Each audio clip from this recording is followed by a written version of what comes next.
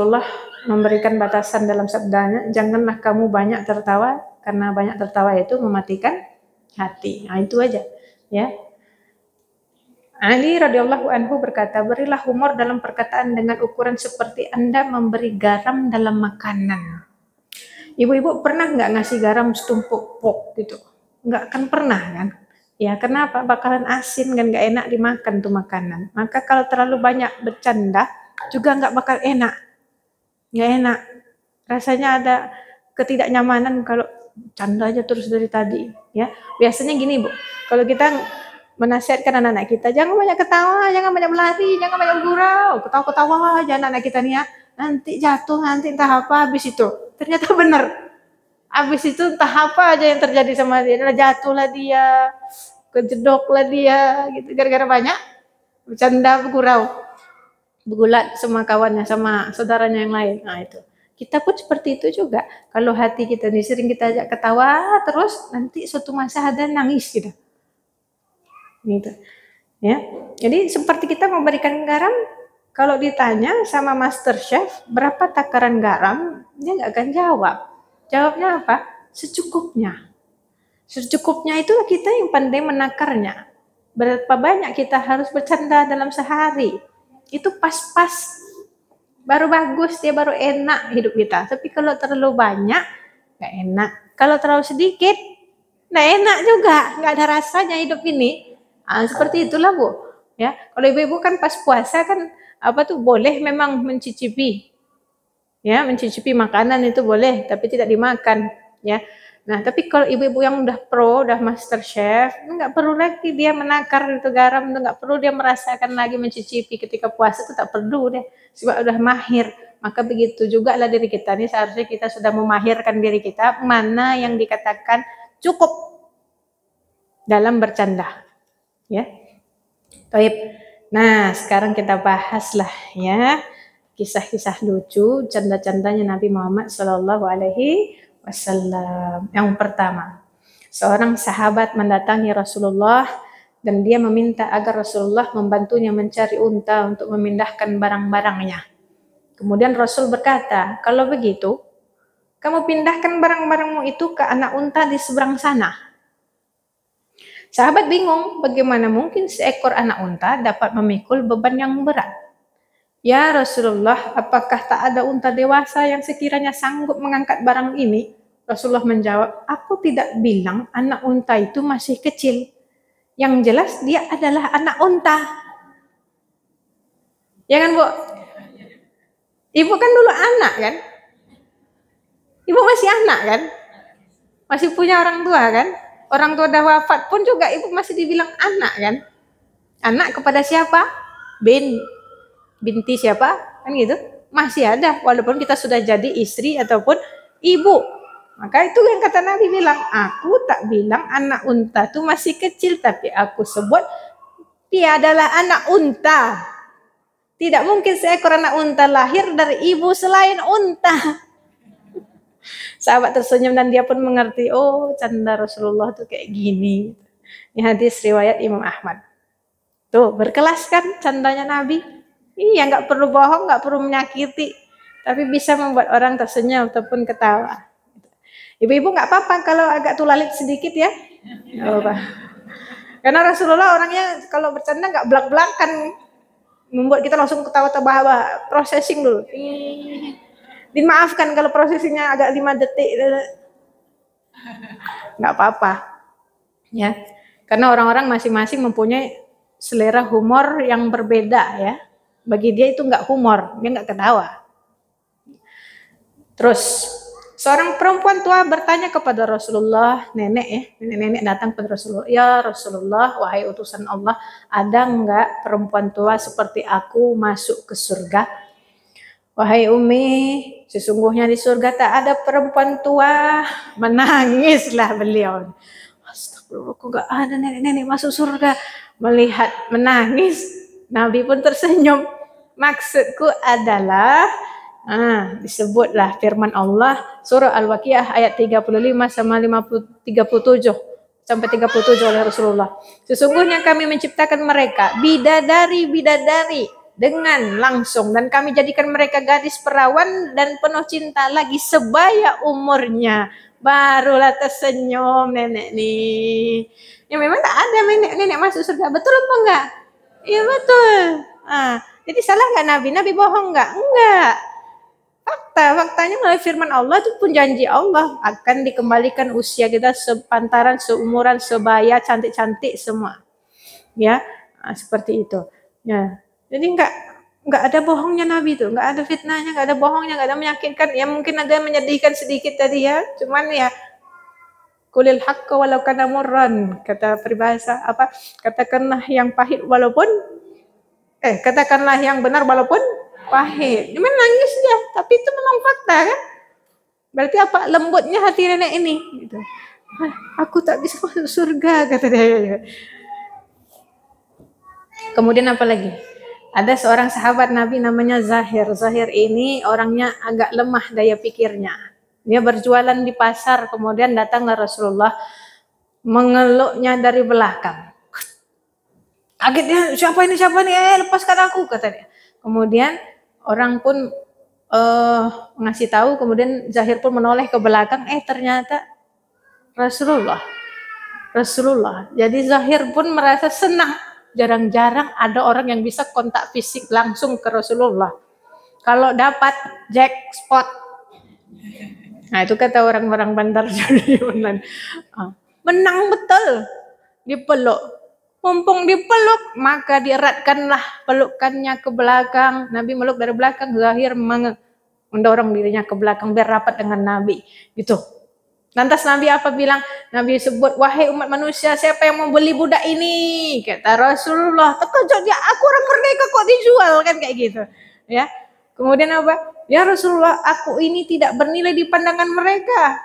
Istilahnya pun kok dijual pun tak bernilai gitu ya. Rasulullah, tapi di pandangan Allah, engkau sungguh bernilai, wahai Zahir, mau dibeli Allah atau dibeli manusia? Kata Rasulullah. Makin dieratkannya pelukannya kepada Nabi Muhammad SAW ke belakang. Itu luar biasa. Ternyata Nabi orangnya juga enak loh. Enggaklah kaku-kaku kali, enggaklah syahdu-syahdu kali. Kayak kehidupan kita tuh harusnya tunduk terus, ibadah terus, lurus terus. Ya enggak kayak gitu juga. Nabi aja bercanda, tapi candanya berkelas. Gitu loh. Nabi aja tersenyum. Ya, itu luar biasa. Dan Nabi membuat kita juga tersenyum. Gitu. Lanjut. Aisyah radhiyallahu anha berkata, aku pernah bersama Rasulullah dalam suatu perjalanan. Saat itu tubuhku langsing, ramping. Ya, memang orang-orang zaman dulu itu kalau dalam sejarahnya memang banyak yang langsing-langsing ya. Di awal-awal menikah tuh banyak yang langsing. Ya, sehingga ketika hadisul ifk tentang kisah Aisyah difitnah itu, ketika beliau ketinggalan, ya menunaikan hajatnya sebentar, terus orang-orang yang memikul apa namanya itu, tandunya Aisyah ngerasa udah ada orangnya di dalam, rupanya nggak ada, maka pergilah mereka memikul tandu tersebut sampai ke kota Madinah, ternyata orangnya ketinggalan. Itu pas Aisyah langsing. Maka diajak sama Rasulullah SAW suatu masa, para sahabat disuruh jalan duluan kalian semuanya, aku mau bersenda gurau dengan istriku. Terus apa yang dikatakan Nabi, ayo kita berlomba, maka berlombalah orang ini lari. Aisyahnya menang, senanglah dia kan. Itu pahala tuh membuat istri senang tuh. Ya, nanti pulang sama suami ibu bilang, pahala membuat istri senang Pak, kata Ustaz Zahir itu. Pinjam dulu 100. Nggak pinjam lah Bu ya, kita nggak ada pinjam-pinjaman sama suami lah. Kasih dulu. Oke, terus suatu masa lagi diajak lagi sama Nabi untuk berlomba lagi. Malulah Aisyah, sebab apa? Nabi Aisyah bilang, diriku saat itu gemuk. Dah gemuk. Jadi dia malu ketika lari-lari kan. Kemudian diajak Nabi juga lari, ya larilah mereka berdua, akhirnya Nabi yang menang. Ya. Kalau misalnya yang pertama tadi mungkin Nabi pun bisa sebenarnya menang ya. ada laki-laki gitu loh, ya. Jadi mungkin itulah cara menyenangkan hati istri, pura-pura kalah, gitu ya. Kemudian kalau kita Bu pura-pura lemah, ya kan? Ada suami mendadak nggak bisa ngangkat galon, nggak mau bunuh kecoa, kecoa tikus takut. Pas nggak ada suami semuanya dibuat angkat galon, ayo tarik 3 nganter anak jadi gojek kuat. Ya, walaupun sennya ke kanan, beloknya ke kiri, nggak apa-apa. Pokoknya raja jalanan kita Bu ya. Ya, itu. Pas ada suami aja kita mendadak lemah. Ya, baik. Lanjut lagi. Walhasil menang. Kemudian apa kata Rasulullah? Bagaimana aku dapat mendahului engkau ya Rasulullah, kata Aisyah ya tadi, karena dirinya gemuk kata dia. Beliau berkata, marilah kita mulai. Kemudian mereka berlomba dan menang Rasulullah. Kemudian apa kata Rasulullah? Ya, ini untuk menebus kekalahanku dalam lomba yang dulu. Itu enak sebenarnya.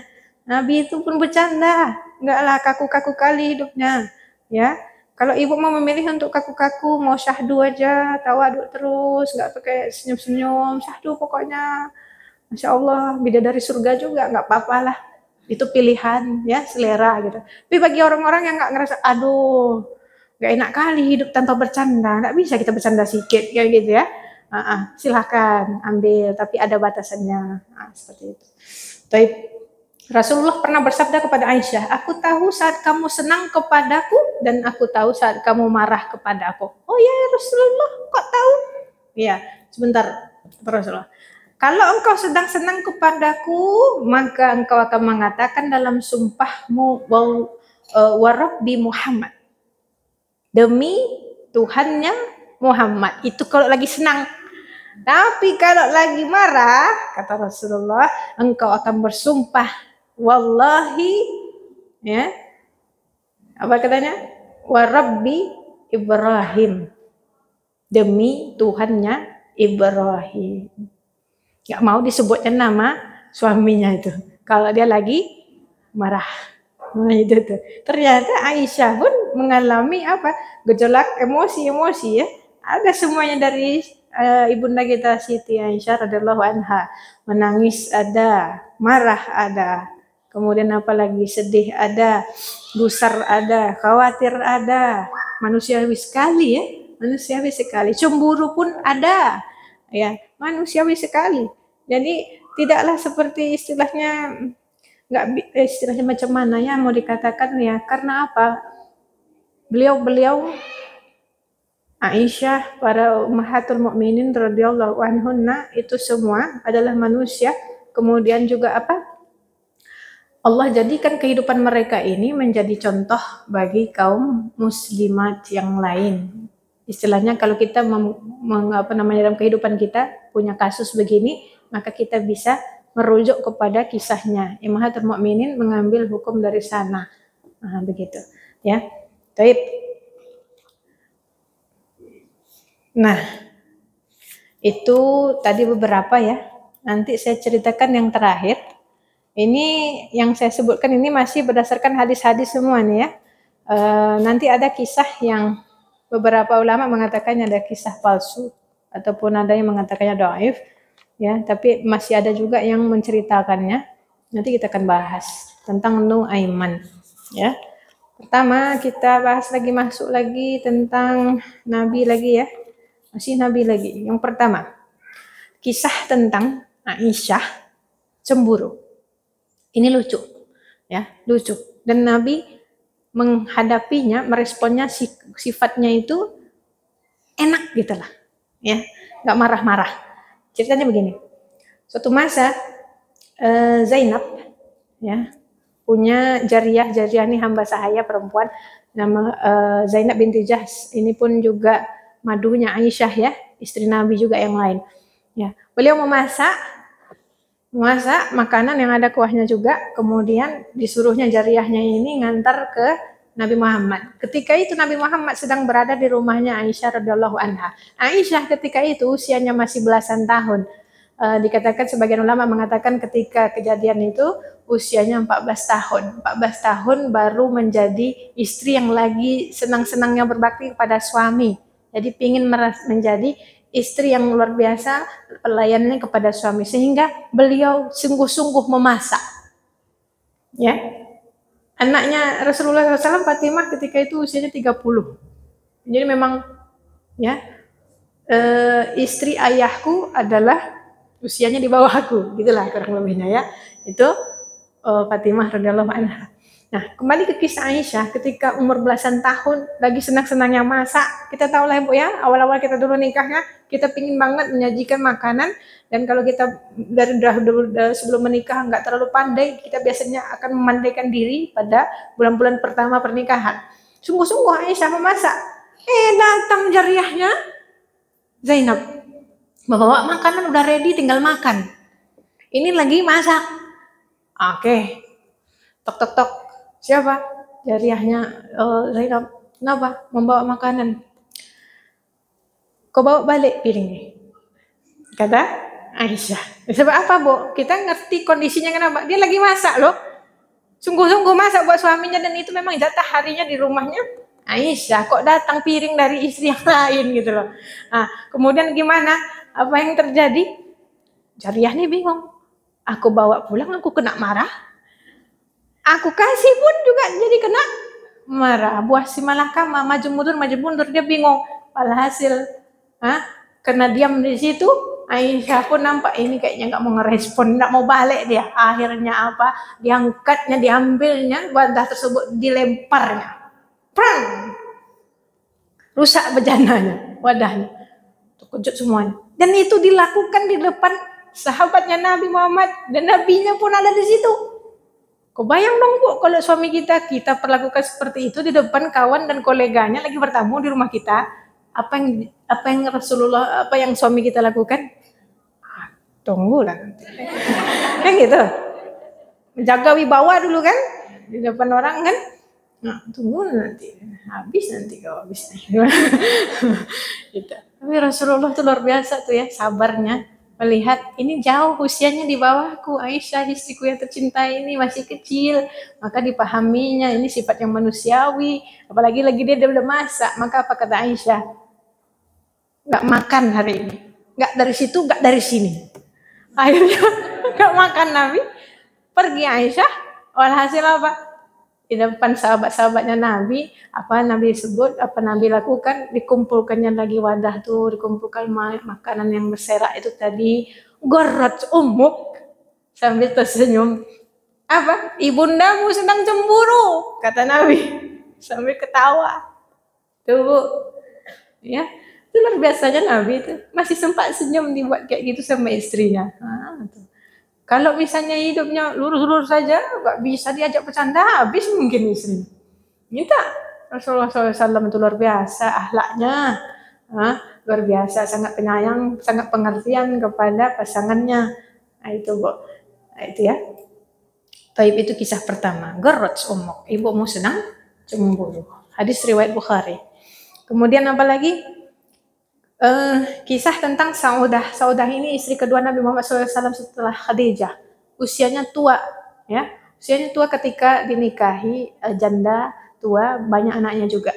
Kemudian apa yang terjadi setelah Saudah? Kemudian Nabi menikahi Aisyah. Jadi Aisyah ini istri ketiga Nabi Muhammad SAW ketika dinikahi, usianya sangat belia sekali. Nah, Saudah ini pingin besok kelak di akhirat di surga juga menjadi istri Nabi. Maka syaratnya adalah apa? Enggak boleh cerai di dunia, ya. Maka apa kata Saudah? Aku relakan malamku, porsi malamku untuk Aisyah. Dikasih malamnya untuk Aisyah. Nah, itu jadi mereka bersahabat. Ya, mereka bersahabat. Karena di dalam hadis pun disebutkan riwayat Aisyah, istri-istri Nabi itu ada kubu-kubunya, Bu, ternyata. Ya, enggak saya yang ngarang, memang disebutkan di riwayat Aisyah berkata istri-istri Nabi ada kubu-kubunya. Nah, ini kubu satu, ini kubu dua. Yang biasanya berkubu yang sebelah sini nih Aisyah, kubu pertama Aisyah, Hafsah, Saudah. Ya. Jadi mereka ini satu grup lah melawan grup yang sebelah sana. Grup sebelah sana nih banyak yang cemburu-cemburuan gitu. Istilahnya kubu sini sama sebelah sana banyak cemburuannya, ya sama-sama banyak cemburunya. Walhasil apa? Saudah satu hari duduk bersama Nabi Ya, dua-duanya di sisi pahanya Nabi, sebelah sini Aisyah, sebelah sini Saudah. Kemudian apa yang terjadi? Aisyah itu membawa makanan, makanan ini bentuknya kayak tepung gitu ya. Mau cicipin nggak? Kurang lebih seperti itu. Kalau nggak mau cicipin, akhirnya apa? Nggak dicicipin sama Saudah. Diambil tepung, makanan tepung itu, kemudian digitukan ke pipinya, ke wajahnya Saudah, dicolekkan. Ketawa Nabi ngeliatnya kan. Kemudian, ini mau tempur atau mau apa kan kayak gitu. Kalau kita membawa hidup kita susah kali Bu, mungkin udah marah gitu semua orang kayak gituin kita ya. Seperti apa orang-orang yang happy birthday itu bawa kue itu ya. Dicolekin masih mending gitu ya. Kadang dia apa dihantamkannya wajah ke kue. Kalau orangnya memang nggak bisa bercanda mungkin memang azab itu. Seumur hidup mungkin 7 turunan dibencinya mungkin. Ya, tapi kalau orang yang asik diajak main bercanda itu nggak masalah. Hasil tepung digituin ke Saudah diam sebentar, kemudian apa? Rasulullah memberikan jalan. Ya, istilahnya apa nih? Akhirnya yang terjadi Nabi tertawa, kemudian Nabi agak merunduk sedikit agar memberikan akses Saudah untuk membalas. Wah, mereka saling mencolekkan tepung ke wajah mereka masing-masing dan Nabi pun tertawa. Nah, seperti itu. Ya, luar biasa. Nah, bagi saya luar biasa itu. Ada madu yang bisa rukun seperti itu luar biasa juga. Ya. Ketiga, tentang udah tadi ya, Aisyah berpacu lari. Yang keempat tentang Nabi tahu kapan Aisyah cemburu, marah, kapan Aisyah tak suka kepadanya, kapan Aisyah suka kepadanya. Itu tadi ya. Kemudian hadis tentang masalah Aisyah meminta Nabi untuk memilih 2 ladang. Ya, di antara 2 ladang. Jadi begini ceritanya.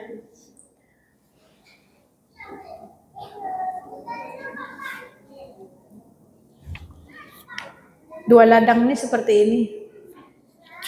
Nabi sedang main, istilahnya begini ya.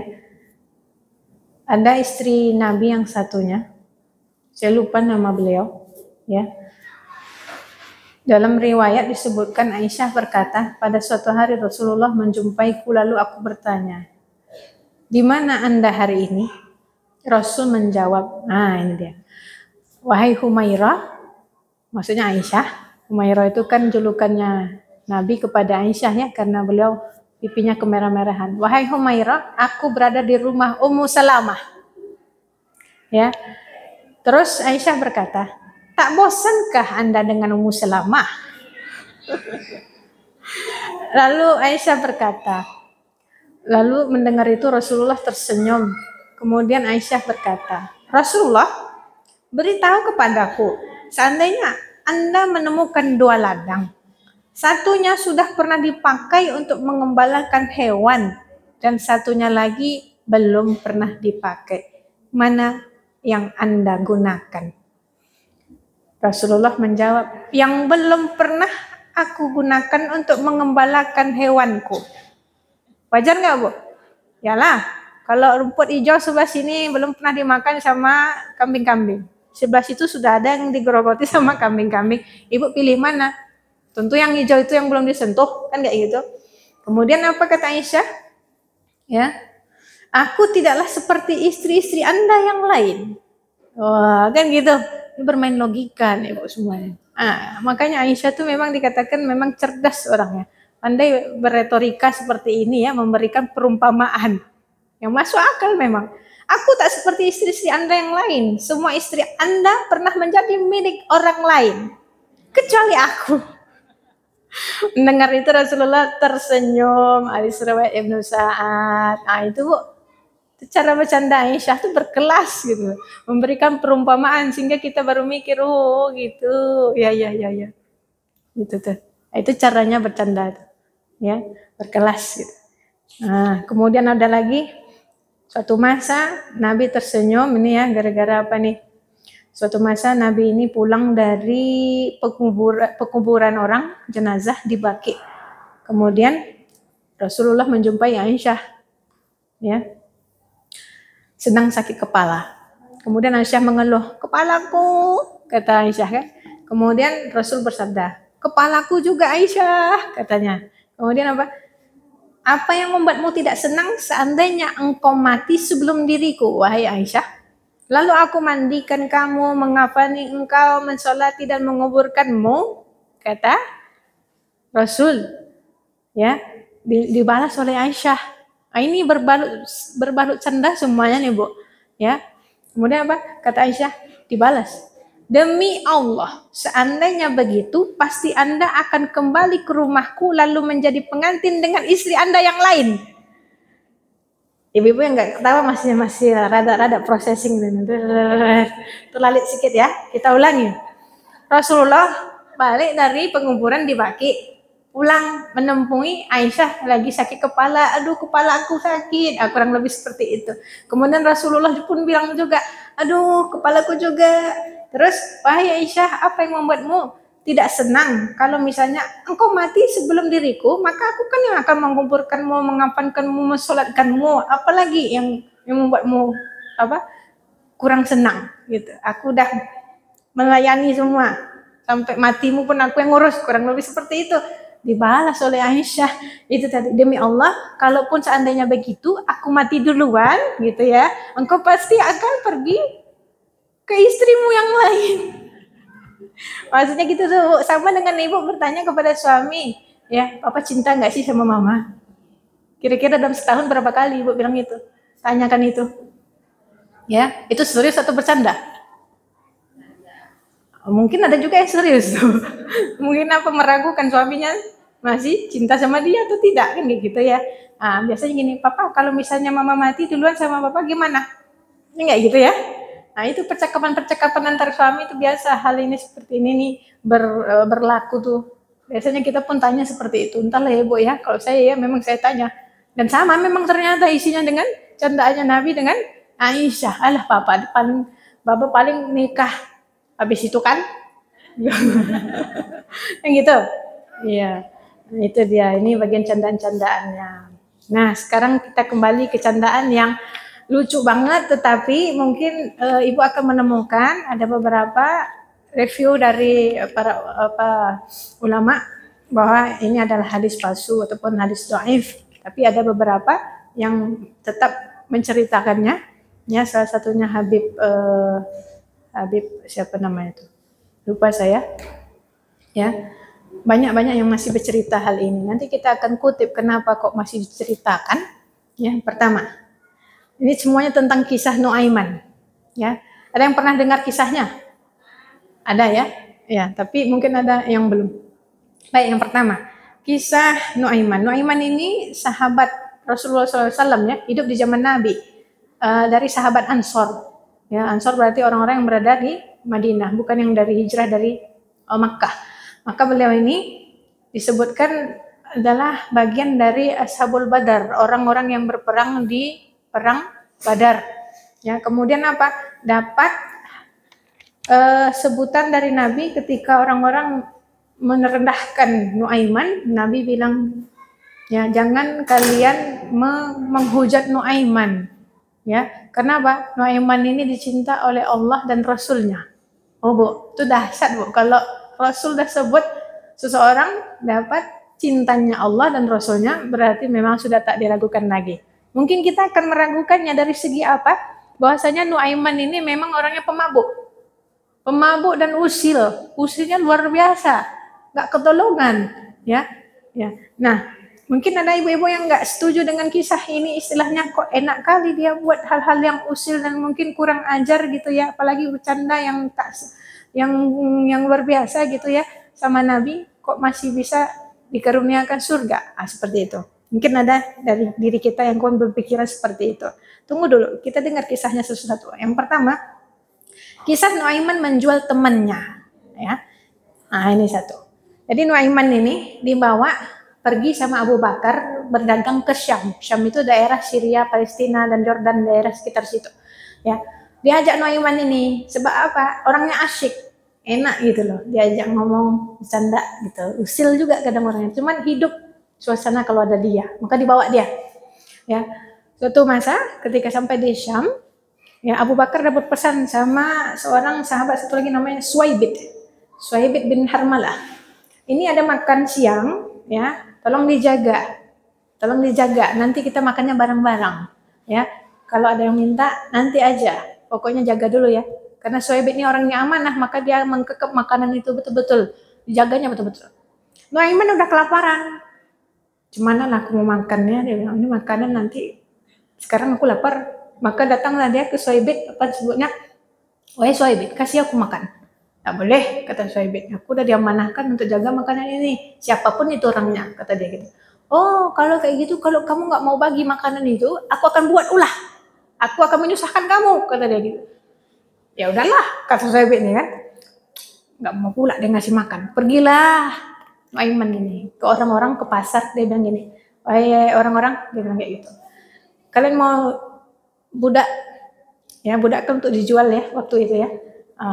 Ada budak saya bagus sekali kualitasnya, untuk bekerja bagus kata dia gitu. Tapi ada kurangnya, ada cacatnya. Apa cacatnya? Nanti dia kalau ditangkap selalu akan teriak, aku ini orang merdeka, aku bukan orang budak. Dia memang agak-agak sikit otaknya. Pasti akan dia buat seperti itu. Bagus kerjanya enggak? Bagus. Ya enggak masalah lah kalau otak-otaknya agak-agak, kata orang ini kan. Penting bagus, kualitas badannya, fisiknya bagus, enak diajak kerja. Mau diperintah. Oke. Itu orangnya. Tunjuknya Suwaibit tuh. Ya. Datanglah orang-orang ini, pergi, ngambil dia. Tarik. Betul yang dikatakan Nuaiman tadi. Betul ya Suwaibit. Ini aku orang merdeka, aku bukan hamba, aku bukan budak. Kata dia, oh betul juga kata yang mau ngambil Suwaibit ini. Oh, betul juga kata tuannya tadi. Ya dah, dibayar. Dikasih uangnya itu ke Nuaiman, harga sahabatnya Suwaibit ini. Wah, dibawa ke pasar. Pulang Abu Bakar, nih Nuaiman ini zaman dulu nih kalau udah punya uang di Syam itu kan negaranya pas itu metropolitan, ibarat kayak apa ya? Kayak Jakarta gitu loh. Nah, orang kalau punya uang enak di sana. Nah, dia punya uang, makan, beli. Akhirnya dia makan, Bu. Ya, tapi sahabatnya di pasar mau diperjualbelikan sebagai budak. Balik Abu Bakar, mana Suwaibit? Gitu. Suwaibit di pasar, kata Nuaiman. Kenapa? Aku jual. Dia bilang kayak gitu. Terkejutlah Abu Bakar, maka pergilah mereka menjemput Suwaibit di sana. Walhasil apa? Diapain Bu? Dibayar, dibeli lagi. Jadilah dia hamba merdeka. Padahal memang sebenarnya dia merdeka. Nah, kisah ini diceritakan kepada Rasulullah. Rasulullah tertawa. Bukan malah mencelanya, memarahinya. Kok bisa buat kayak gitu? Enggak. Rasulullah pun ikut ketawa. Kemudian apa? Dalam setahun ke depan setelah mendengar kisah itu, ketika ada tamu-tamu datang, Rasulullah akan jadikan cerita ini, dia bercerita lagi kepada tamu-tamu yang datang setahun ke depan. Itu luar biasa, lucu. Nah, itu candanya. Kedua, Nuaiman lagi, orang yang memang usil, Bu. Ya, lucu. Jadi Nuaiman ini melihat penjual madu kepanasan, kemudian kok kasihan kali kepanasan menjual madu ya. Aku belilah, Nabi kan suka madu, kata dia gitu. Diambilnya madu, kemudian dikasihnya, ya Rasulullah ini madu, hadiah untukmu. Ya.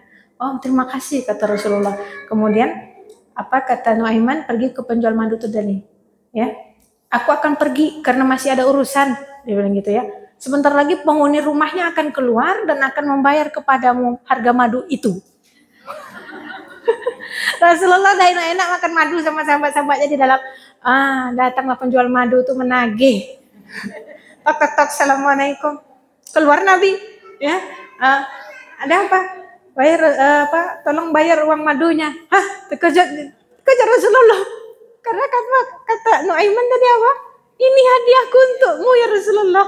Maka dipanggilan Nuaiman dan dibayarkan kepada penjual madu tadi uang. Panggil lagi. Ya wahai, kenapa engkau lakukan ini kepada aku? Kata Rasulullah, katanya itu hadiah darimu. Ya, kata Nuaiman, aku tahu engkau suka madu ya Rasulullah. Tapi aku nggak punya uang. Maka ya ini saja yang bisa aku lakukan.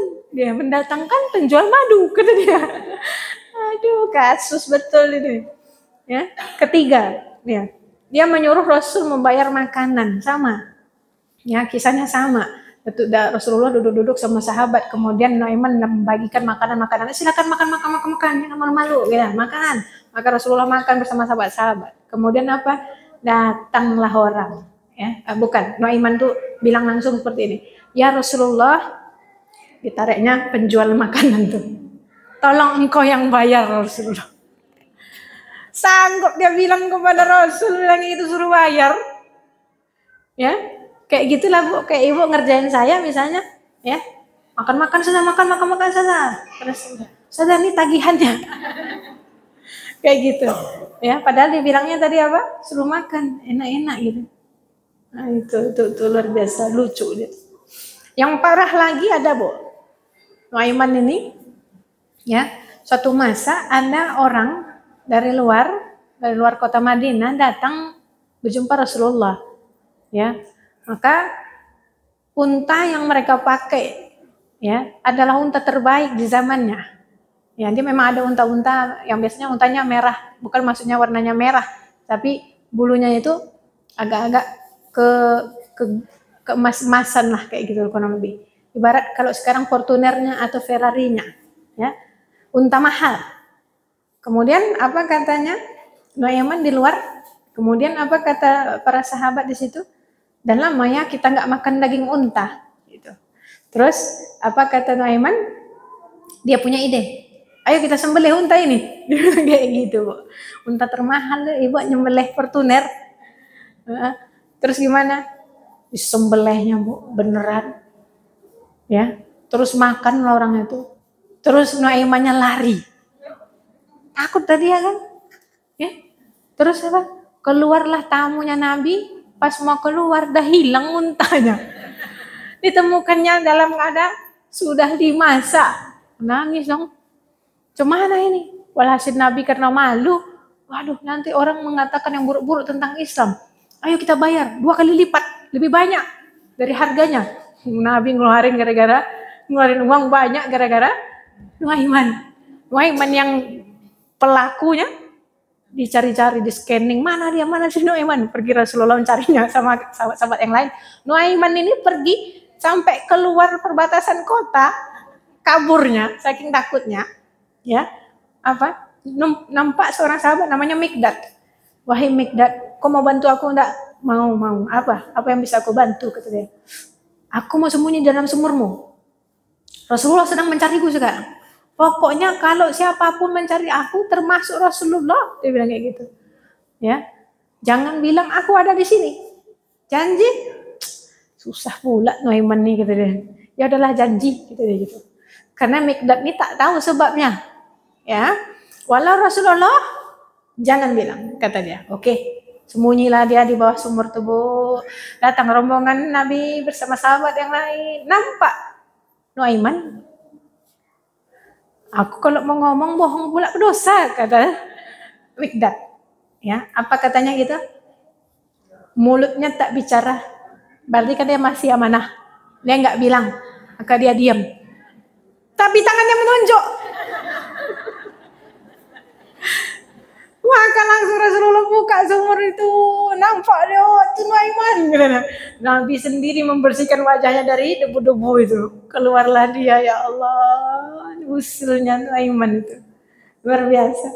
Ya, tapi santai Nabi ngeliat itu, nggak langsung kisos. Sembelih unta, sembelih pula si Nuaiman, enggak. Ya, nah, itu luar biasa.